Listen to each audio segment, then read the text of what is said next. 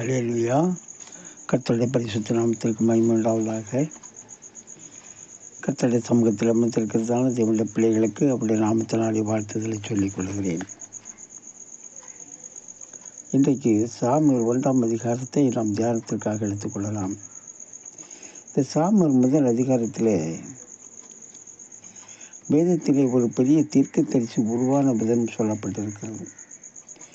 சாமுவேலின் பிறப்பை பற்றியும் அவளை அவள் தாய் கர்த்தருக்கென்று ஒப்படைத்ததையும் வாசிக்கிறோம்.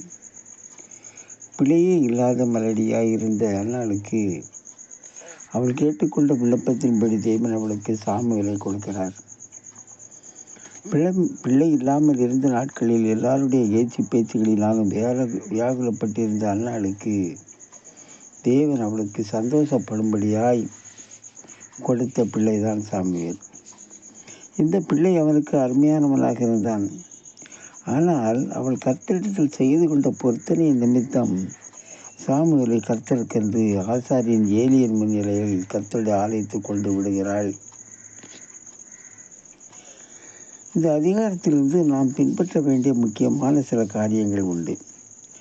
முதலில் அன்னாள் தன் மன கிளேசத்தோடு கர்த்தருடைய சமூகத்தில் விண்ணப்பம் பண்ணுகிறாள். விண்ணப்பத்திற்கு தேவன் பதில் கண்டிப்பாக தருவார் என்ற ஒரு நம்பிக்கையோடு வீட்டிற்கு போகிறாள். தான் கேட்டுக்கொண்ட காரியத்தை குறித்தும் கிடைக்குமா கிடைக்காதா என்று ஒரு அவிசுவாசமான எந்த ஒரு எண்ணமும் இல்லாமல் பரிபூர்ண நம்பிக்கையாய் இருந்தாள். 18ஆம் வசனத்தில் வாசிப்பீர்கள். பின்பு அந்த ஸ்திரீ புறப்பட்டு போய் போதனம் செய்தால் அப்புறம் அவள் துக்க முகமாய் இருக்கவில்லை என்று படிக்கிறோம். அதாவது கர்த்தர் பேரிலே நம்பிக்கை வைத்து விண்ணப்பத்தை ஏறெடுத்த பின்பு அந்த விண்ணப்பம் ஜெபம் நிறைவேறுமா நிறைவேறாதா என்ற ஒரு நம்பிக்கை அவநம்பிக்கை காணப்படக்கூடாது. தேவன் கேட்டுக்கொண்டதை அப்படியே தருவார் செய்வார் என்ற பெரிய நம்பிக்கையோடு அன்னாள் இருந்ததை இந்த பகுதியிலே நாம் வாசிக்கிறோம். நாம் இதன் மூலமாக தெரிந்து கொள்ள வேண்டிய சில சத்தியங்கள் உண்டு. கர்த்தரிடத்தில் ஜெபத்தின் மூலமாக விண்ணப்பங்கள் மூலமாக கேட்டுக்கொண்டவர்களை அதன் பின்பாக அதை அவம நம்பிக்கையாக நினைத்து குழம்பிக் கொண்டிருக்கக்கூடாது. விண்ணப்பத்திற்கு தேவன் பதில் தருவார் என்ற விசுவாசமும் நம்பிக்கையோடு நாம் பெற்றுக்கொண்டதை போல் சந்தோஷமாக இருக்க வேண்டும். நாம் கர்த்தரிடத்தில் சொன்ன காரியங்களை குறித்து எவ்வளவேனும் சந்தேகம் இல்லாமல் இருப்போம் என்றால் கர்த்தர் அதை கண்டிப்பாக நிறைவேற்றுவார். அந்நாளின் நம்பிக்கையை கர்த்தர் நிறைவேற்றினார். மகனாக சாமுவேலை கொடுத்தார். அல்லேலூயா. மேலும் அவள் தனக்கு விருப்பமானதை தான் மிகவும் அதிகமாக நேசிக்க ஒன்றை தேவனுக்கு என்று கொடுக்கிறாள். அதாவது சாமுவேல் பிறந்தவுடன் அந்நாளின் மனநிலையை யோசித்து பாருங்கள். அவளின் சக்களத்தை அவளின் பேசின பேச்சிற்கெல்லாம் முடிவாக கிடைத்த ஒரு பிள்ளை. அவளின் மனக்லேசத்திற்கு ஆறுதலாய் கிடைத்த ஒரு பிள்ளை. தன் மனப்பாரங்களையும் அவமானங்களையும் தீர்த்து விட்ட ஒரு பிள்ளை. இப்போது அவள் மகிழ்ச்சியாக இருக்க காரணமாக இருந்த மகன் அவனை கர்த்தருக்கென்று தேவனுடைய ஆலயத்திலே கர்த்தருக்காக கொடுத்து விடுகிறாள். தனக்கு மிக பிரியமானதை தேவனுக்கு கொடுக்க வேண்டுமானால் நாம் நேசிக்கும் காரியத்தை விட நாம் மேலாக நினைக்கும் காரியத்தை விட கர்த்தர் மேல் பிரியமும் நம்பிக்கை இருந்தால் மட்டுமே அந்நாளை போல தேவனுக்கு கொடுக்க முடியும். நாம் ஆசையும் பாசமும் மகிழ்ச்சியும் கர்த்தராக மட்டும்தான் இருக்க வேண்டும். அவரை விட அதிகமாக யாதொன்றையை நேசித்து விரும்பக்கூடாது. எல்லா விருப்பங்களுமே தேவனாகவே இருக்க வேண்டும். அப்படி இருந்தால் தேவன் நம்மை கைவிடுவதில்லை, மேலும் அதிகமாய் ஆசீர்வதிப்பார். தான் நேசித்த ஒரு பிள்ளையையும் கர்த்தருக்கென்று கொடுத்து விட்டோமே என்று எந்த ஒரு சூழ்நிலையிலும் அந்நாள் கலங்கினதே இல்லை.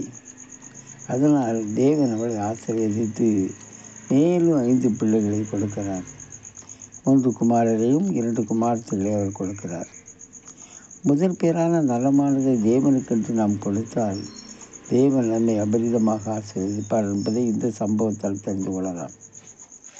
மேலும் அவள் செய்து கொண்ட ஒரு பொருத்தனை நிறைவேற்றினாள். அது எப்படி என்றால், 11ஆம் வசனத்தை நீங்கள் வாசிப்பீர்கள் என்றால், சேனைகளின் கர்த்தாவே, தேவரீர் உமது அடியாளின் சிறுமையை கண்ணோக்கி பார்த்து உம்முடைய அடியாளை மறவாமல் நினைத்தருளி உமது அடியாளுக்கு ஒரு ஆண் பிள்ளையை கொடுத்தால் அவன் உயிரோடு இருக்கும் சகல நாளும் நான் அவனை கர்த்தருக்கு ஒப்பு கொடுப்பேன். அவன் தலையின் மேல் சபரகன் கத்தி படுவதில்லை என்று பொருத்தனை பண்ணினான். இந்த பொருத்தனை அவள் பண்ணின நேரம் மிகவும் வேதனையான நேரம், மன கசந்து போயிருந்த நேரம். இந்த பொருத்தனை அவள் செய்கிறாள். பொருத்தனை தேவன் நிறைவேற்றினார். பொருத்தனை நிறைவேறிய மகிழ்ச்சியில் அவள் பொருத்தனை மறந்து விடாமல் அதை கண்டிப்பாக நிறைவேற்றினாள். தன் மன கஷ்டத்தை நீக்க தேவன் தந்த சாமுவேலை தன் பொருத்தனை நிமித்தமாக அதை நிறைவேற்றும்படியாய் கர்த்தருக்கே அவரை கொடுக்கிறாள். கர்த்தரிடத்தில் பெற்றுக்கொண்ட தன் மகனை கர்த்தருக்கென்று கொடுக்கிறாள். அடுத்தபடியாக அன்னாள் தான் தேவனுக்கென்று செய்த பொருத்தனை நிறைவேறுதல் தவறவில்லை. நாம் செய்யும் பொருத்தனைகள் கண்டிப்பாக நிறைவேற்றப்பட வேண்டும். தேவன் அதைத்தான் விரும்புகிறார். உன் தேவனாகிய கர்த்தருக்கு ஒரு பொருத்தனை பண்ணி இருந்தால் அதை செலுத்த தாமதம் செய்யாதே. உன் தேவனாகிய கர்த்தர் அதை நிச்சயமாய் உன் கையில் கேட்பார். அது உனக்கு பாவமாகும் என்று உபாகமம் 23ஆம் அதிகாரம் 21ஆம் வசனத்தில் வாசிக்கலாம். நீ நேர்ந்து கொண்டதை செய்யாமல் போவதை பார்க்கில் நேர்ந்து கொள்ளாதிருப்பதே நலம் என்று பிரசங்கி 5:5 வாசிக்கிறோம். பொருத்தனை நிறைவேற்ற முடியாமல் விடுவதை விட பொருத்தனை பண்ணாமல் இருக்கலாம் என்பதாய் கூறப்பட்டிருக்கிறது. பொருத்தனை பண்ணுவது கட்டாயமல்ல, பண்ணின பொருத்தனை நிறைவேற்றாமல் இருப்பது தான் பாவம் என்று சொல்லப்பட்டிருக்கிறது. நீ பொருத்தனை பண்ணாமல் இருப்பது பாவம் இல்லை என்று வசனம் சொல்கிறது. நீ பொருத்தனை பண்ணியாது இருந்தால் உன்மேல் பாவம் இல்லை என்று உபாகமம் 23:22 வாசிக்கிறோம். பொருத்தனை பண்ணின பின்பு யோசிப்பது மனுஷனுக்கு கண்ணியாக இருக்கும் என்று சொல்லப்பட்டிருக்கிறது. நம் இக்கட்டு நாளிலே, துன்ப வேளைகளிலே நாம் தேவனை நோக்கி முறையிட்டு பொருத்தனை பண்ணி கேட்கும் காரியம் கண்டிப்பாக தேவன் நிறைவேற்றுவார். நாம் செய்த பொருத்தனை நிமித்தமாக தேவன் நம் விருப்பத்தை நிறைவேற்றினது போல நாமும் கர்த்தருக்கு செய்த பொருத்தனையை கண்டிப்பாக நிறைவேற்றியே ஆக வேண்டும். முதலில் நம் விண்ணப்பங்கள், ஜெபங்கள் யாவும் நம்பிக்கையோடு செய்யப்பட வேண்டும். இரண்டாவதாக, நமக்கு விருப்பமானதை, நமக்கு நன்றாக இருப்பதை தேவனுக்கு என்று கொடுக்க வேண்டும். மூன்றாவதாக, பொருத்தனை செய்து ஆசீர்வாதங்களை பெற்றுக்கொண்டு பலனை பெற்றுக்கொள்ள மகிழ்ச்சியில் பொருத்தனையை மறந்து இருந்து விடாமல் அதை கண்டிப்பாக நிறைவேற்ற வேண்டும். பிரியமான தேவனுடைய பிள்ளைகளை, விசுவாசத்தோடு நம்பிக்கையோடு விண்ணப்பம் பண்ணி நாம் பிரியமானதாக நினைக்கும் முதல் பேரானதை தேவனுக்கென்று கொடுத்து பொருத்தனைகளை பண்ணி அதை நிறைவேற்றி தேவ ஆசீர்வாதங்களை பற்றி ஜெபிக்க தேவாதி தேவன் கிருபை செய்வாராக. புது வருடத்திலே புதிதான பொருத்தனைகள் செய்வோம். புதிதான ஆசீர்வாதங்களை தேவனிடத்திலிருந்து பெற்றுக்கொள்ளுவோம்.